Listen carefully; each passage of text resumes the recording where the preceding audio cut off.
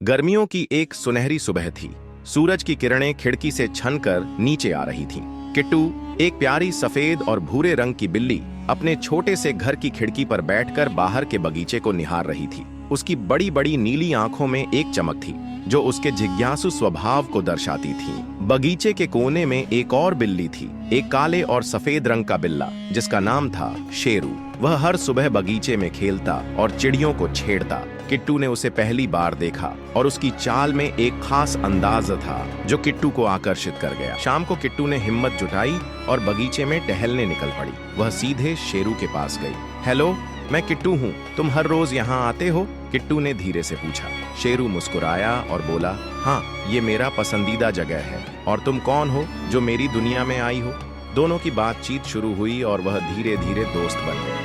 शेरू की हिम्मती बातें और किट्टू की मासूमियत उन्हें एक दूसरे के करीब ले आई। दिन बीतते गए और दोनों हर शाम एक साथ समय बिताने लगे। शेरू किट्टू के लिए बगीचे के सबसे सुंदर फूल लाता और किट्टू उसके लिए मीठी कहानियां सुनाती। एक दिन जब आसमान में चांद अपनी पूरी रोशनी में था, शेरू ने अपनी भावनाएं व्यक्त की।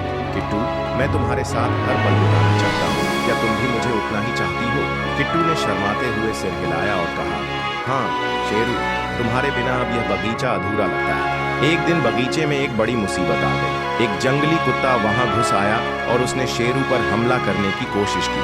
किट्टू ने अपनी पूरी ताकत से शेरू को बचाया। उसने कुत्ते को चतुराई से भगा दिया, लेकिन इस झगड़े में किट्टू घायल हो गई। शेरू ने उसे अपने पंजों में उठा लिया और पास के एक बूढ़े इंसान के पास ले गया जो हमेशा बिल्लियों का ध्यान रखते थे। उस इंसान ने किट्टू का इलाज किया। कुछ दिनों बाद किट्टू ठीक हो गई। अब शेरू और किट्टू हमेशा के लिए एक हो गए। बगीचे के हर कोने में उनकी दोस्ती और प्रेम की कहानी गूंजने लगी। उनकी कहानी ने पूरे मोहल्ले में प्रसिद्धि पाली। लोग उन्हें देखकर कहते, प्रेम की सच्चाई इन दोनों से सीखनी चाहिए। किट्टू और शेरू की यह प्रेम कहानी सिखाती है कि सच्चा प्यार मुश्किलों में साथ देने और हर परिस्थिति में एक दूसरे के लिए खड़े रहने का नाम है।